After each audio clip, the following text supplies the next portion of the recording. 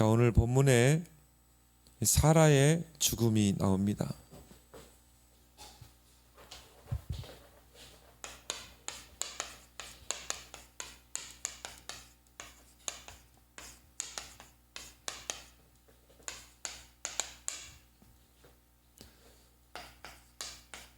아브라함의 또 아내요, 또 열국의 어미인 사라가 이제 이삭을 낳고 키우다가 하나님의 부르심을 받는 장면입니다.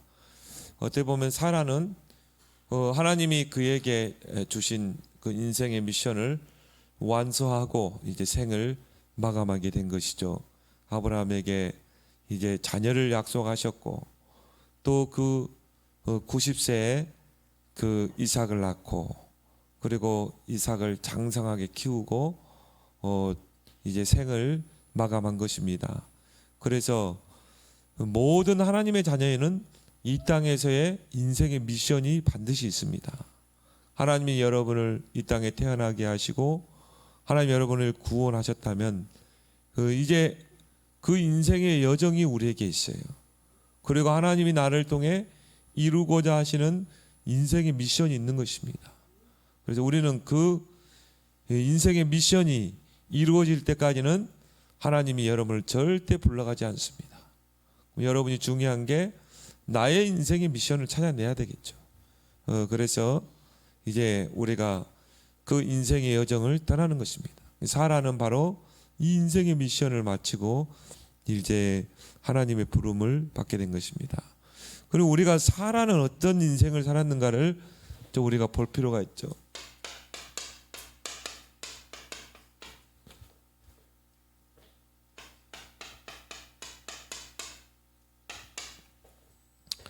첫 번째로 이 사라는 원래는 이 이름이 사레였어요.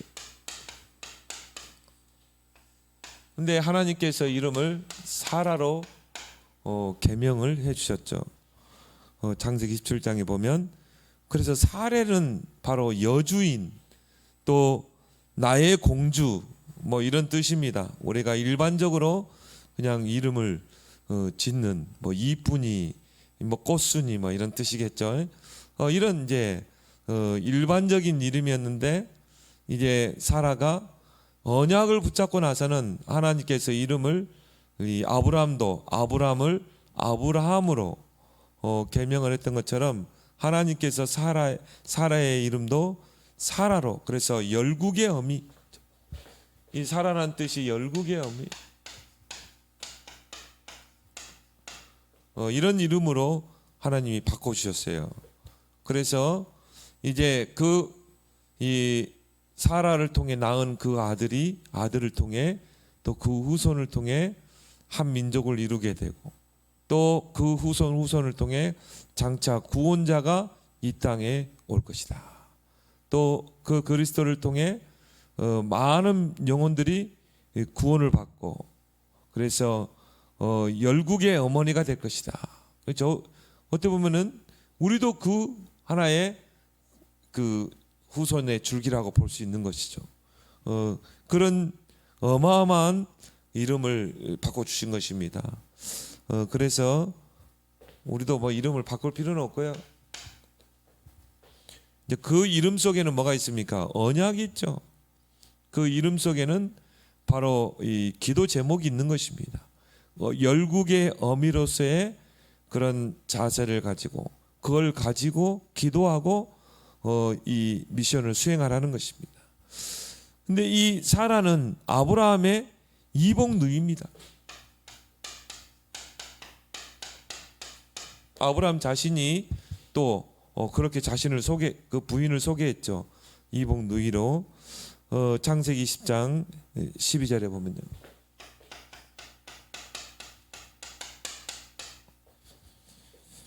그래서 당시에는 이런 순수 혈통을 지키기 위해서 이런 사촌 간에, 또 이복 남매 간에 이런 혼인을 했어요. 그때 당시에는 그런 혈통을 중시하는 시대이기 때문에 그 순수한 혈통을 계승하기 위해서 이런 사촌간 또 이복 누이 간의 이 남매 간의 이런 혼인이 이 성립이 되는 시기였습니다. 우리나라도 조선 시대에 보면은 그런 이 순수한 왕족들, 특히 왕족들은 이런 순수한 혈통을 잇기 위해서 이렇게 사촌 간에 또 이복 남매 간에 혼인을 하는 경우를 보게 됩니다. 그래서 아브라함도 마찬가지죠. 이 아브라함과 함께 하나님의 약속을 들었던 자입니다. 그리고 그 남편을 따라서 나온 자죠. 창세기 12장 1절 3절. 이때 사라도 들었겠죠. 너는 본토 친척 아비 집을 떠나 내가 네게 지시할 땅으로 가라. 내가 너를 창대케 하고 큰 민족을 이룰 것이다. 너는 복의 근원이 될지라. 사라도 똑같이 들었거든요. 왜? 그건 아브라함 혼자 이루어지는 부분이 아니거든요. 그 사라와의 관계 속에서 그 후손을 통해 그 언약이 이루어진다는 것입니다.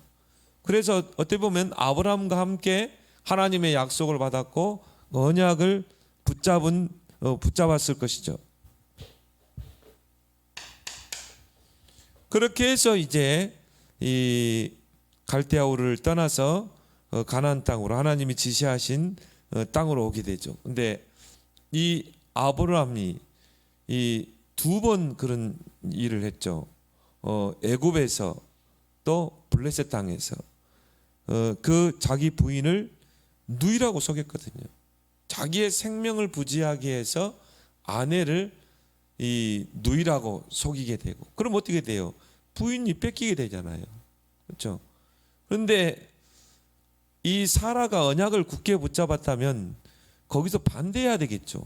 오히려 남편을 꾸짖고 바로 언약을 붙잡도록 해야 되는데 거기에 이제 순응을 하게 된 것입니다. 그거는 아브라함의 어떤 잘못이 있는 부분이죠. 그렇지만 하나님은 거기에서도 개입을 하게 됩니다. 그래서 남편의 생명을 위해서 아무리 남편이 남편을 사랑한다 할지라도 언약과 위배되는 거잖아요. 그럴 때는 어떻게 해야 돼요? 반대를 해야죠. 반대를 해서 아브라함을 깨우치든지 그렇게 했어야 되는데 거기에 동조하게 된 것입니다. 그래서 어떤 면에 보면은 좀 언약이 확실하지 못했다 이렇게 볼 수가 있죠. 또 이 사라는 임신을 하지 못했어요. 그래서 그 갈대아 우르에서 떠나올 때 나이가 65세, 아브라함은 75세, 10살 차이니까 65세 때 약속을 받았거든요. 아마 조그만 그래도 희망을 가지고 있었을 것입니다. 희망은 가지고 있었는데 점점 시간이 지날수록 이제 자신의 몸은 늙어가고 또 이제 경수가 끊어지고 하나님의 약속은 뭐 어느 날이다 어느 때다 확실한 그런 답이 없잖아요. 그래서 임신을 하지 못하는 그 고통으로 가슴 아파했던 그런 여인이 바로 이 사라입니다. 얼마나 여자로서 뭔가 이 수치심 뭐 그런 것들이 굉장히 많았겠죠. 우리 집사람도 처음에 결혼해서 애가 들어서지 않으니까요. 굉장히 힘들어하더라고. 밤마다 눈물로 침상을 적시고. 왜냐? 뭐 시댁에 가도 다 눈총이라 소식 없니? 뭐 친정에 가도 소식 없니? 또 이제 목사님들 만나면 또 뭐 사모님 소식 없어요? 왜 뭐 어떻게 보면 남편보다 저보다 더 힘들었을 것입니다. 그런데 이 사라는 지금 나이는 벌써 뭐 65세 때 나왔지. 점점 자신은 희망을 잃어가지. 그래서 고대 이스라엘 사회에서 아내를 낳지 못하는 것은 아들을 낳지 못하는 것은 하나 저주받은 그런 걸로 치부를 했어요. 저 여자 저주받은 여자다. 그렇게 치부를 했다니까요. 그러니 이 사라가 이 가슴 아파했던 그런 것들을 우리가 볼 수가 있겠죠. 그렇게 해서 아무리 언약이 주어지고 언약을 붙잡고 기도한다 할지라도 우리가 이게 세월이 지났는데도 희망이 사라지면 어떻게 됩니까? 기도할 맛도 안 나는 거죠. 언약이 제대로 붙잡아지지 않는 것이죠. 또 어떻게 보면은 뭐 아이를 낳는 거는 여자 몫이잖아요. 그래서 결국 어떻게 합니까? 여종을 통해서 아들을 낳게 됩니다. 그 애굽에서 데려온 그 여종 하갈을 통해서 이 아들을 낳게 하죠. 그래서 아브라함을 이제 부추기는 것입니다. 아들을 낳아달라는 것입니다.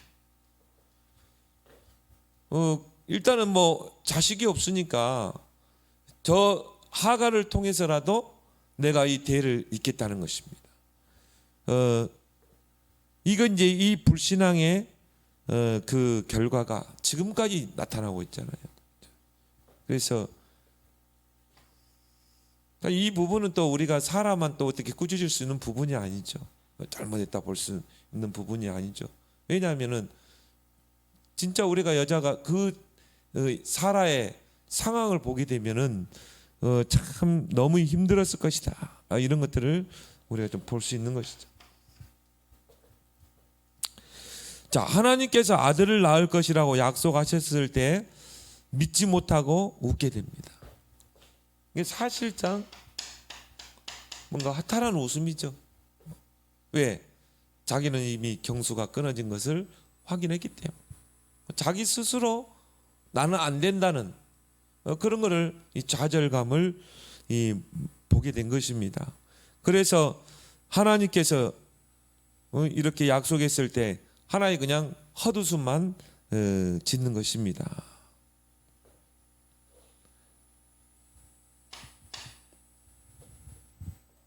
가정의 분쟁으로 인해 하갈과 이스마엘을 내쫓습니다. 이제 그 하갈이 임신을 하게 되죠.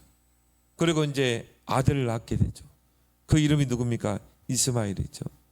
그러니까 이제 하갈이 안방 주인 역할을 하려고 하는 것입니다. 사라를 비웃고 당신은 애도 낳지 못하지 않냐. 그리고 아브라함은 또 하라를 더 위하고, 그러니 뭐 이 사라가 받았을 그 좌절감은 더 크겠죠. 그렇게 해서 결국은 이 남편을 부추겨서 그 이스마엘을 내쫓게 되죠. 근데 거기에 보면은 하나님께서 그 사라를 악하게 보지 않고 있습니다. 이 매몰차게 이 하갈과 이스마엘을 집에서 내쫓았는데 하나님께서는 사라의 말을 인정해 줬어요. 그래, 그 하갈과 이스마엘을 내보내게 하라는 것입니다. 그리고 하나님은 하갈과 이스마엘을 따로 또 보호하셨죠. 그래서 하갈과 이스마엘을 통해 큰 민족을 이루게 할 것이다. 그래서 하나님은 훗날에 그리스도를 보내서 또 이스마엘 족속도 하나님 복음화하기를 원하신 것입니다. 언젠가 하나님이 그 언약을 이루시겠죠. 그렇게 해서 이제 이 사라의 나이 90세, 그리고 아브라함은 100세 때 이 약속의 자녀 이삭을 낳게 된 것입니다. 이건 뭐 기적이라고 할 수밖에 없는 것이죠. 그래서 그때 사라의 웃음은 다른 웃음이죠. 정말 하나님께 영광 돌리는, 하나님께 감사하는 그런 웃음이었죠. 그래서 이름을 이삭이라고 지었잖아요.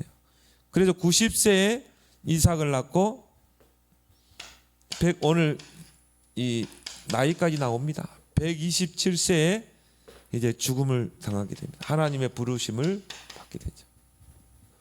23장 1절에 사라가 127세를 살았으니 이것이 곧 사라가 누린 횟수라, 이렇게 성경은 기록하고 있습니다. 그런데 성경에 이렇게 쭉 보면은 남자들은 특히 언약의 백성, 남자들은 죽음의 나이를 기록해요. 근데 여자들은 기록한 적이 없거든요. 근데 사라만큼은 여자로서 죽음의 이 나이를 기록하고 있습니다. 그 말은 뭡니까?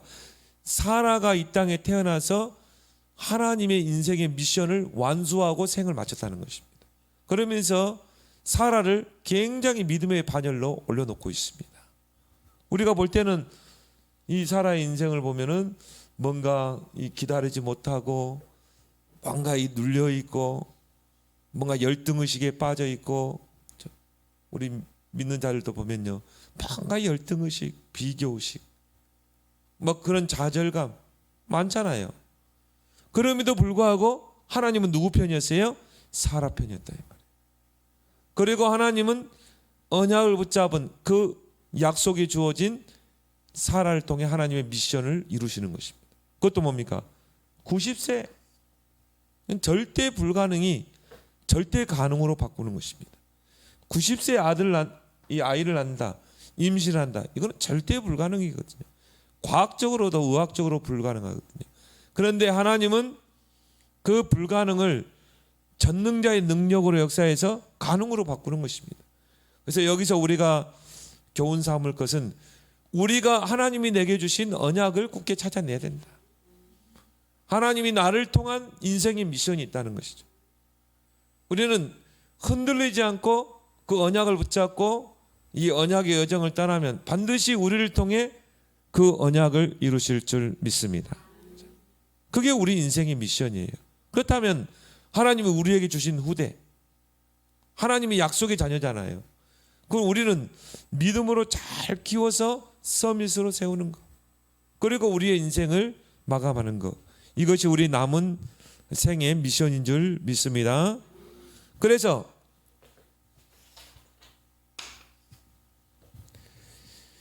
37년간 아들을 낳아 양육하는 임무를 완수하게 됩니다. 37년이면 뭡니까? 이제 뭐 성인이 된 나이잖아요. 성인이 될 때까지, 37세가 될 때까지 이삭을 잘 키워낸 거예요. 근데 성경에 보면은 이 이삭이 얼마나 믿음이 좋은지 몰라요. 그래서 이삭은 한 해의 농사를 지으면 100년의 축복, 그리고 뭡니까? 셈 근원의 축복, 그리고 정말 이삭을 보면은 일부일처제, 한 여자만을 사랑했던 여인이거든요.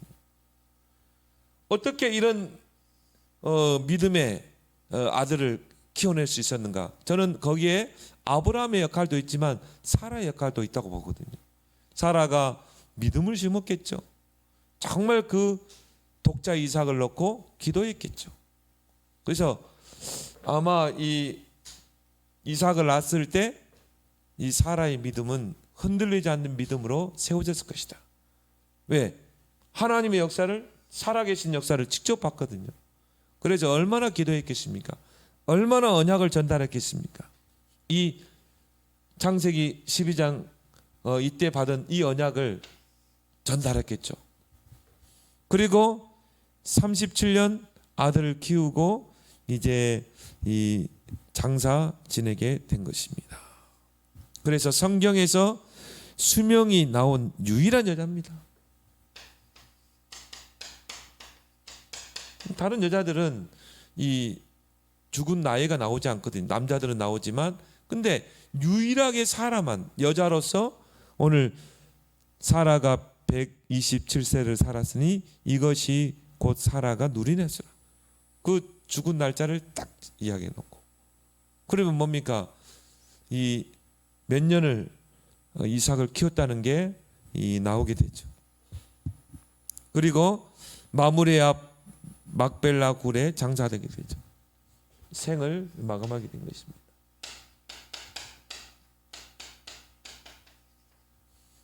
그래서 어떻게 보면은 하나님이 우리의 죽을 날짜까지 다 정해놨습니다.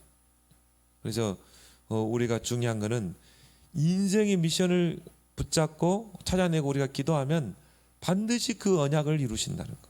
근데 인생의 미션이 없으면요, 하나님 그냥 빨리 불러갑니다. 여러분, 예수 믿는 사람 중에도 아무 언약이 없고 사명이 없고 인생의 미션이 없고 그냥 불신자 수준으로 살면 하나님이 적당하게 암도 줘가지고요 불러가는 거예요. 왜? 이 세상에서 할 일이 없으니까. 그래 빨리 그냥 하나님 나라에 가는 게 낫지. 근데 저와 여러분들은 아직 미션이 있잖아요. 이게 뭡니까? 우리는 237 나라 살려야 되죠. 우리는 정말 렘넌트 서밋 키워야 되죠. 그래서 237 치유 서밋 이제 우리의 그 언약으로 딱 붙잡아야 돼요. 하나님 나에게 237 나라 5천 정도 살릴 수 있는 빛의 경제를 주옵소서. 237 나라 전도문을 열어 주옵소서.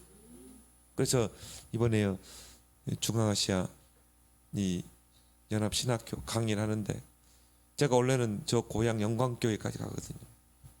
근데 내가 이것보다는 우리 교회 안에 시스템을 세워서 우리 교인들이 이걸 보고 정말 중앙아시아를 마음에 담고 기도하도록 해야 되겠다. 여러분 스캔을 봤잖아요. 통역하는 제자들.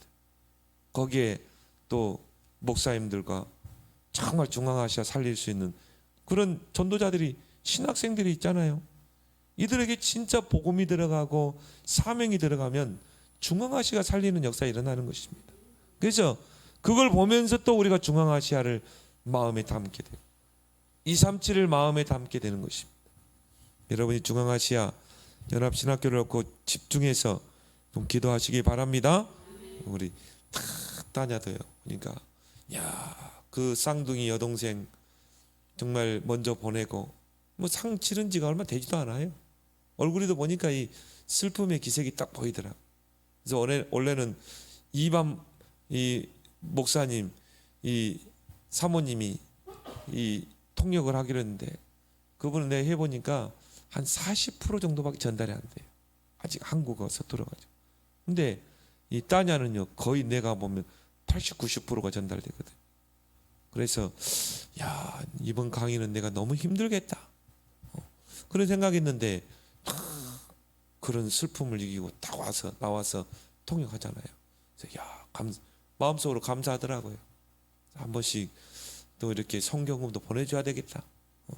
그래서 오직 그 사역에 올인하고 있거든요. 교회에서 통역하고 전도자들 따라다니면서 통역해주고 또 연합신학교 이렇게 통역하고 쉽지 않습니다. 여러분이 우리 통역자들 놓고 기도 많이 해주시기 바랍니다. 그래서 237을 나의 언약으로 붙잡아라. 그 다음에 치유. 이제 앞으로 우리가 이 영적으로 정신적으로 시달린 사람 치유해야 됩니다. 그리고 우리는 서밋 렘넌트를 키우는 것. 그래서 나는 언약 성전 또 RUTC 세울 것이다. 여러분의 남은 인생의 미션으로 딱 붙잡길 바랍니다. 여러분이 어떤 언약을 붙잡는 따라서 하나님 역사하게 됐어요. 그렇게 해서 이제 막벨라 굴에 사라가 장사 지내게 됩니다.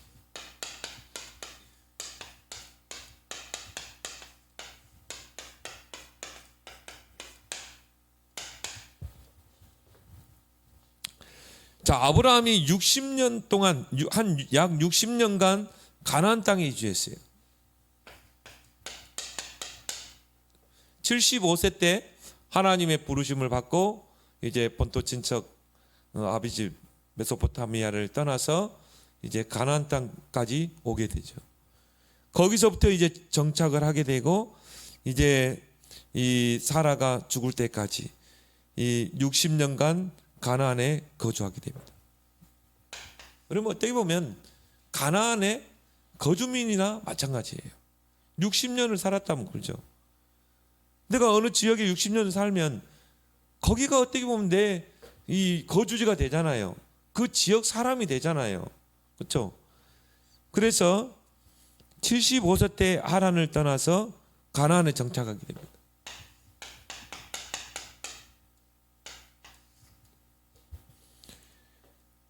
그리고 이 창세기 보면은 이 롯이 그 연합군에 이 포로로 붙잡혔을 때 그때 아브라함이 가병 318명을 거느리고 이제 그 연합군을 치고 소돔과 고모라 땅을 회복하고 거기서 롯을 구출해 오죠. 그때 이제 소돔 왕이 이 답례품을 주잖아요. 전리품을 주죠. 그때 아브라함이 그걸 거절했어요. 그렇지만 소돔 왕이 아마 이 아브라함을 굉장히 우대해 줬을 것입니다. 왜냐? 그 지역에 살았기 때문에. 소돔도 어떻게 보면 가나안 땅 그 지경이거든요. 그러니까 아브라함은 그런 혁혁한 공헌을 했기 때문에 가나안 주민들에게 굉장히 인정받는 그런 지도자였을 것입니다. 그래서 오늘 23장 우리가 읽었을 때도 그 헷 족속들이 뭐라고 그럽니까? 아브라함을 이제 하나님이 세우신 지도자라고 이야기하죠. 오늘 6절에 보면 내 주여 들으소서 당신은 우리 가운데 있는 하나님이 세우신 지도자십니다. 이제 당신은 이 가나안 땅의 지도자라는 거예요. 60년 동안 살았지. 또 가나안 족속들을 위해서 이 공헌을 했지. 그러니까 어떻게 보면 이제 이스라엘에 정착한 하나의 지도자로 우대를 받고 살았던 것입니다. 그래서 이 소돔 거기서 롯을 구치러 오죠. 거기에 대한 공헌자입니다. 가나안 땅에서 헷 족속이 아브라함을 우대하게 됩니다.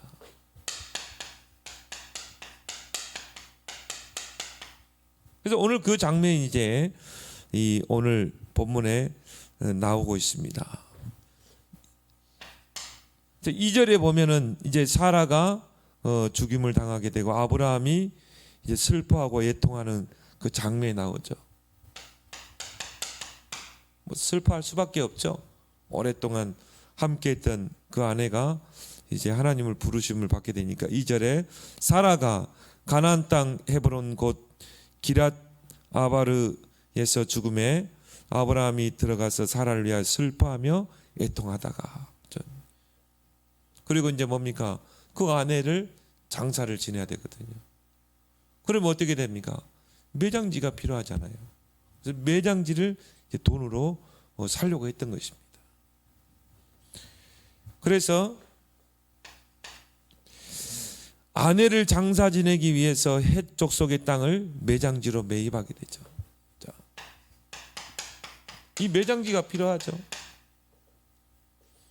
그래서 오늘 3절 4절에 그 시신 앞에서 일어나 나가서 헷 족속에 말하 이르되 나는 당신들 가운데 나그네요 거류하는 자니 자신을 나는 가나안의 주민이요 그렇게 이야기하지 않았어요. 나는 이 땅의 나그네다. 거류하는 자다. 당신들 중에서 내게 매장할 소유주를 주어 내가 나의 죽은 자를 내 앞에서 내다가 장사하게 하시오. 그래서 아브라함은 자기 아내를 장사할 그 매장지를 이제 돈을 주고 매입하려고 했죠. 그런데 이 헷 족속들이 이 선처를 베풉니다. 왜? 60년을 가나안 땅에 살았기 때문에. 그래서 무상으로 그걸 제공하려고 그랬죠.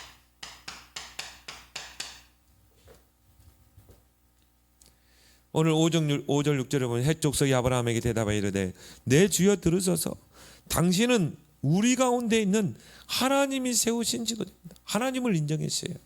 당신은 하나님이 세운 지도자다. 하나님이 함께한 자요.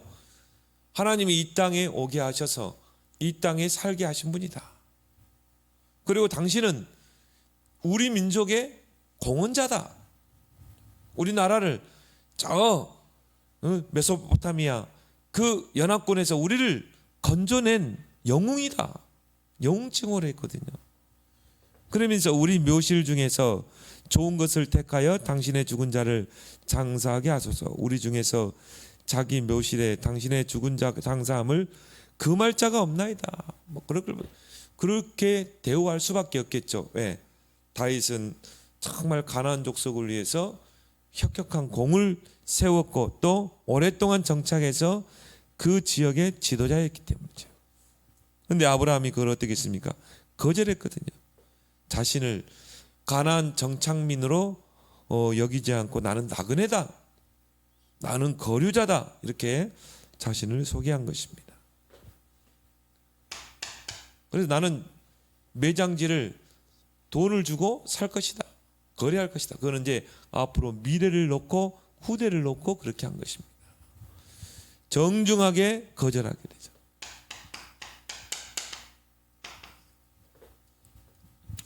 왜냐하면 가나안 땅은 하나님이 약속하신 땅이기 때문인 것입니다. 하나님이 그 가나안 땅을 약속했거든요. 그 가나안 땅에 장차 그 약속의 그 자녀 바로 그리스도가 메시아가 오실 땅이거든요.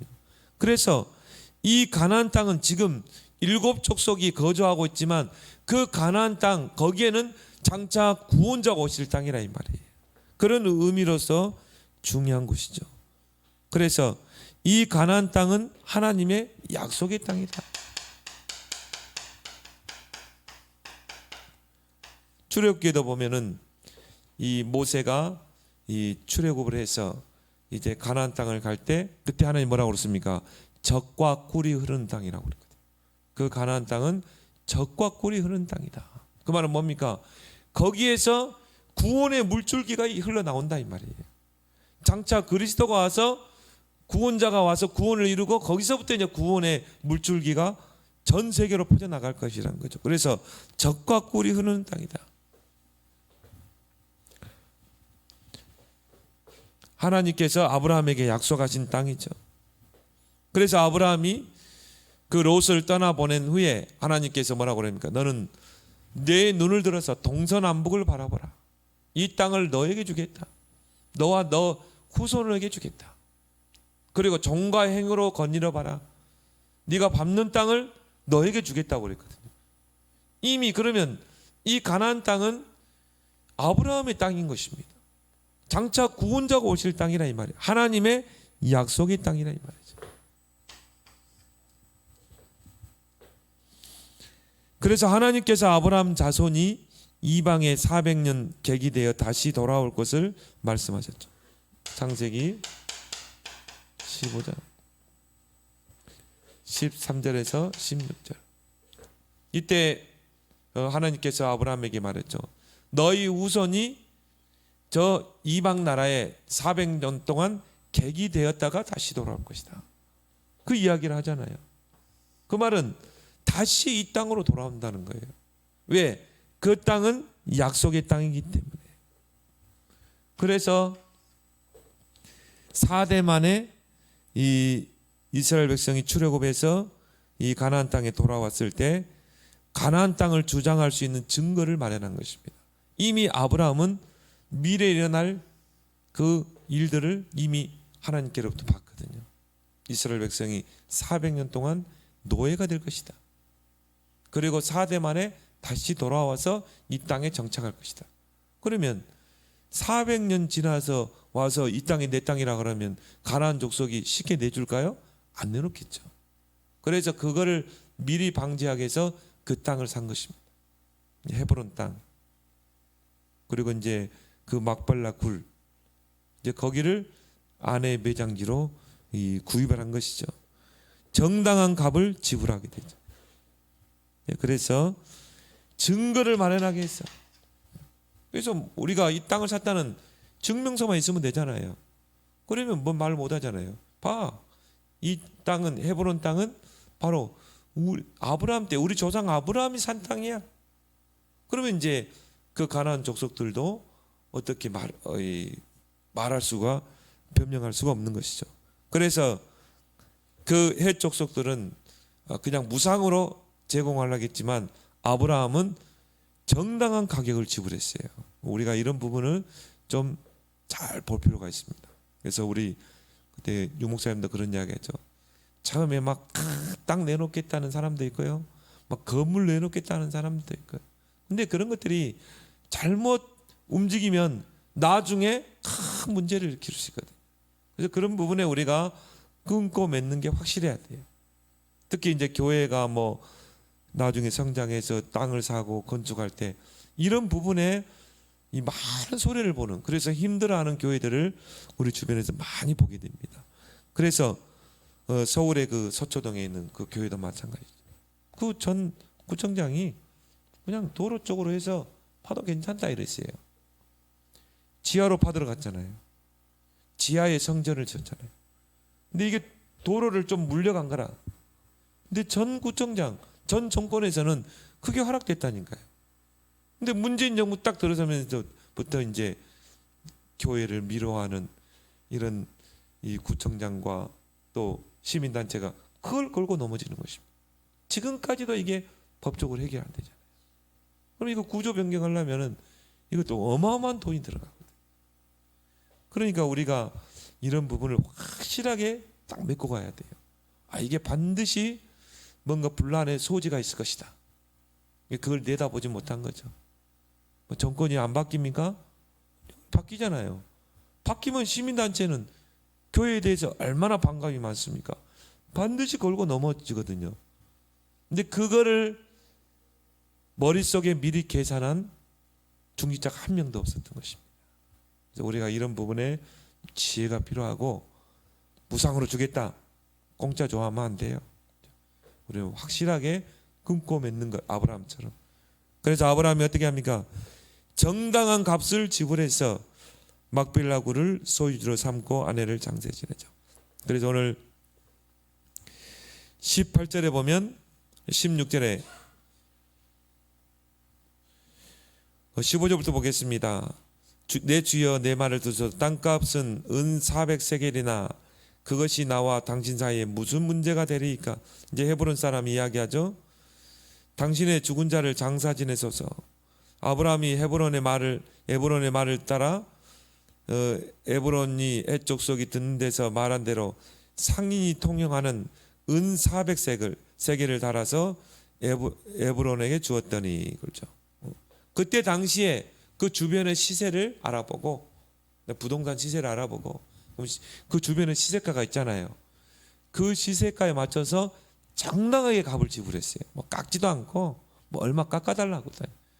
그 주변 시세 얼마, 평당 얼마, 그걸 계산해서 정당하게 이 가격을 주고 이 마므레 앞 막벨라 그 굴을 산 것입니다. 그 말은 그 지역의 헤브론 땅을 이제 구입을 하게 된 것이죠. 정당한 지불을 했다.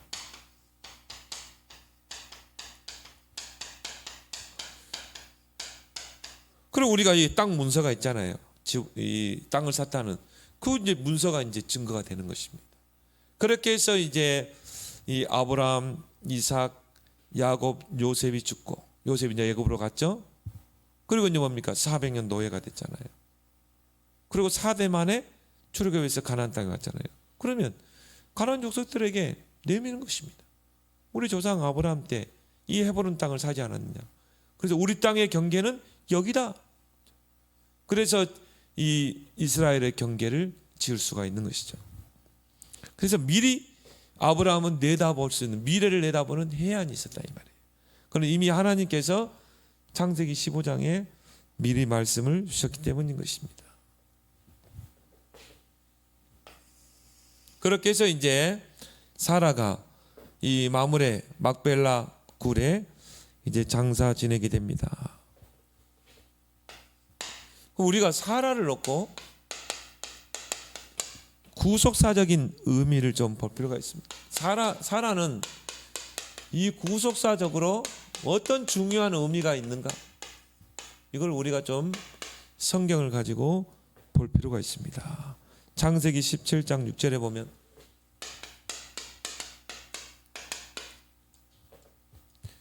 16절이죠. 16절에 보면 그를 여러 민족의 어머니가 되게 하리니 민족의 여러 왕이 그에게 전하리라. 그렇죠. 열국의 어미로 세웠다. 하나님께서 사라를 열국의 어미로 세웠다.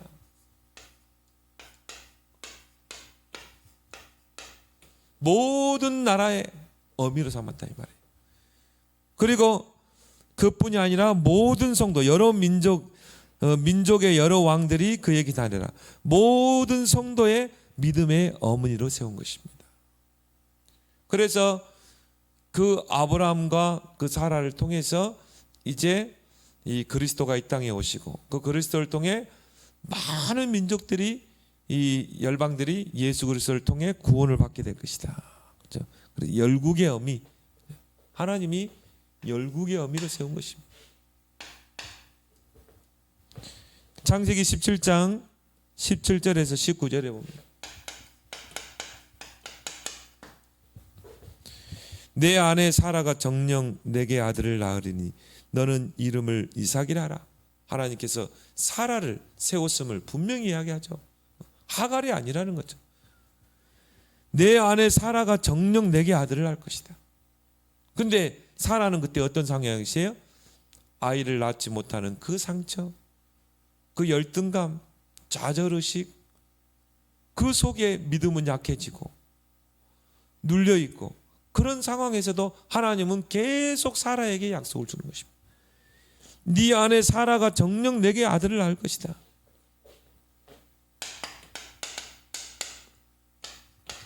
그러면 사라가 바로 이 약속의 자녀를 낳을 주인공이라는 것이죠. 또 20절 22절에 보면요,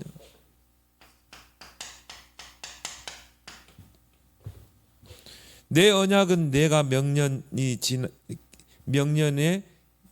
지나 기한에 사라가 내게 낳을 이삭과 세우리라. 그렇죠.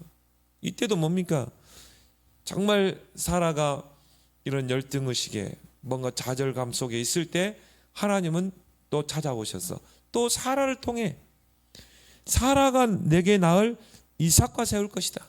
그렇죠. 우리는 나에게는 왜 이렇게 응답이 없지? 나에게는 왜 증거가 없지? 우리는 그렇게 생각할 수 있잖아요. 그렇지만 하나님은 지금도 나를 통해 언약을 이루고 계신다는 것이죠. 우리가 좌절할 뿐이지, 우리가 낙심할 뿐이지, 하나님의 나를 향한 언약의 시간표는 지금도 계속 흘러가고 있다. 뭐 우리가 할 거는 뭡니까? 환경에 속지 마라. 하나님의 시간표는 정확하게 움직이고 있다는 것이죠. 그래서 우리는 언약을 붙잡고 흐름을 놓치지 말아야 합니다. 나 여호와 때가 되면 속히 이루리라. 내가 붙잡은 그 언약은 반드시 이루어지는 시간표가 있다. 그리고 그 언약을 이루는 그 인생의 미션 가운데 우리를 불렀다. 그 미션이 완수될 때 하나님 우리를 불러가시는 것입니다. 21장 11절 12절, 이제 하나님의 그 약속의 때가 가까워지는 거죠. 이때는 뭐 나이가 이제 사라가 막 89세 막 그런 때 아닙니까? 이제 포기한 상태죠. 이삭에게서 나는 나라 자라야 내 씨라 부를 것이니라. 사라가 89세 때. 그러면 뭐 이제 뭐 포기해도 한참 포기할 때잖아요. 그런데 또 이때 또 하나님이 사라를 또 이야기합니다. 바로 이삭에게서 나는 자라야 내 씨라 부를 것이다. 그럼 뭡니까? 그 이삭을 누가 낳는다고요? 사라가 낳는다는 거예요. 사라는 이제 포기하고 또 포기한 상태인데,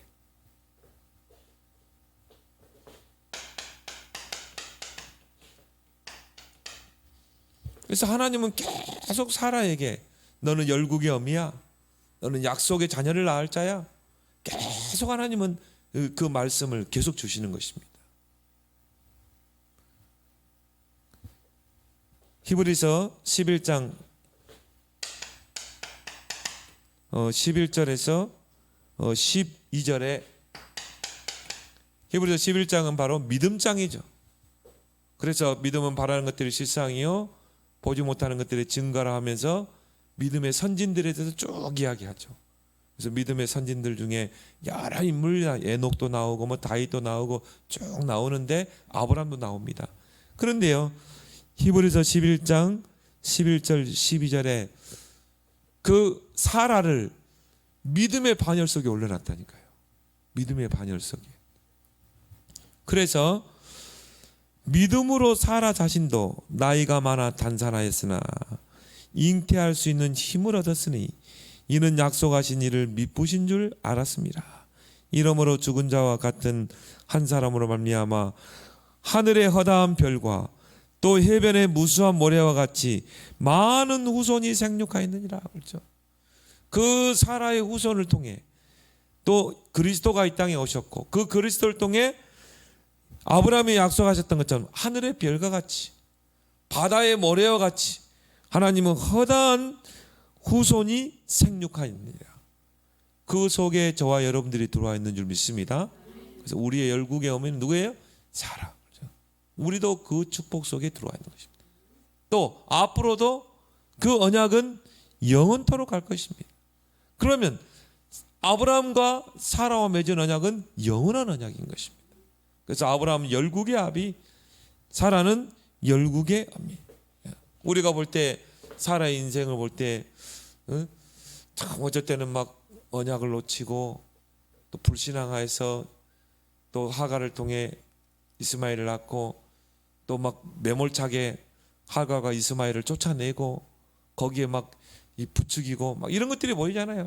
하갈이 아브라함이 하갈과 이스마엘을 더 이뻐하니까 거기서 시기심, 질투심 막 그런 것들이 많았잖아요.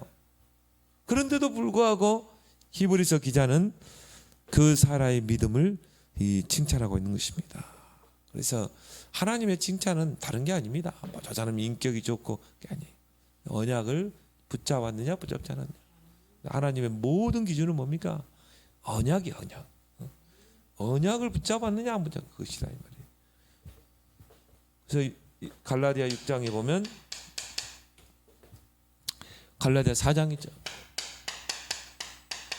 이 사라에 대해서 여러 가지 이 호칭을 이야기하고 있습니다. 사라는 누구냐? 자유 있는 여자다. 자유 있는 여자. 그리고 위에 있는 예루살렘은 자유자니 곧 우리 어머니라. 그렇죠. 사라는 자유자다. 위에 있는 예루살렘이다.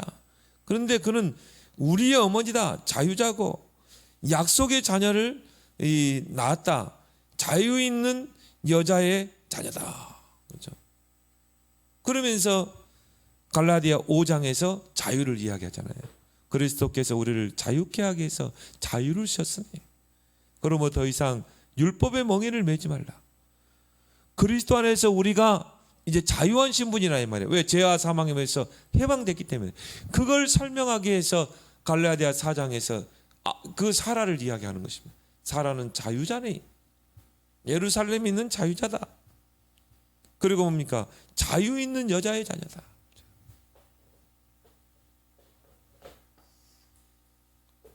그래서 여러분이 참 언약 안에서 자유함을 누리길 바랍니다. 조금 환경이 어렵고 나는 왜 이렇게 응답이 없을까? 왜 나에게 증거 없을까? 누릴 필요 없어요. 하나님의 언약의 시간표는 지금도 정확하게 움직이고 있다. 여러분이 언약 딱 붙잡고 그 흐름만 잘 따라가면 돼요. 그 속에서 하나님 시간표만 보면 되는 것입니다. 그럼 반드시 하나님의 언약은 이루어갈 줄 믿습니다.